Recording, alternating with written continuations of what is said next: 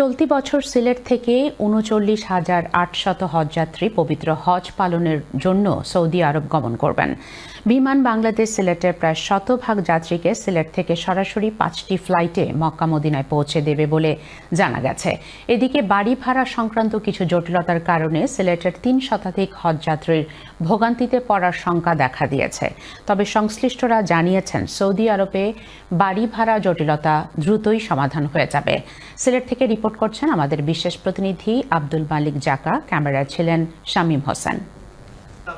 ২০২৫ সালের হজ ব্যবস্থাপনা খুবই সুশৃঙ্খল এবং সুষ্ঠুভাবে সম্পন্নের লক্ষ্যে সকল কার্যক্রম নেওয়া হয়েছে জানিয়ে Hajj agency association of Bangladesh HAAB সিলেটের সভাপতি এম এ হক বলেছেন, সৌদি আরবে হাজিদের বাড়ি ভাড়া সংক্রান্ত যে জটিলতা দেখা দিয়েছে তা দ্রুতই সমাধান হয়ে যাবে। তিনি সিলেটের হজ যাত্রীদের কোনো সমস্যা নেই বলে উল্লেখ করেন। অন্য বছরের তুলনায় এবার আমরা ডিএম সাহেব আমরা প্রচুর হেল্প করছেন এবং আমরা 99% আমরা প্রস্তুত বিমান এবং হাব।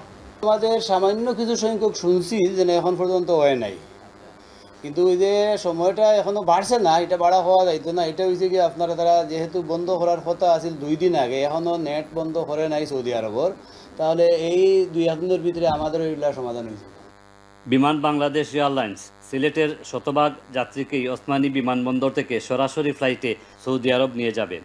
আগামী 14, 23, 25, 26 এবং 29 মে বিমান বাংলাদেশ সরাসরি 5টি ফ্লাইট পরিচালনা করবে।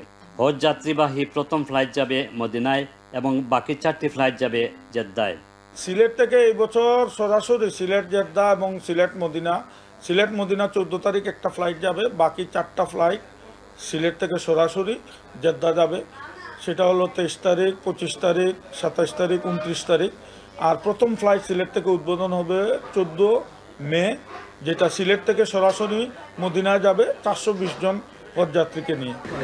বর্তমান অন্তর্বর্তী সরকার হজযাত্রীদের সুবিধার্থে হজ বাবদ খরচ 20 থেকে 25 হাজার টাকা কমানোর কথাও জানালেন এ ট্রাভেলস ব্যবসায়ী।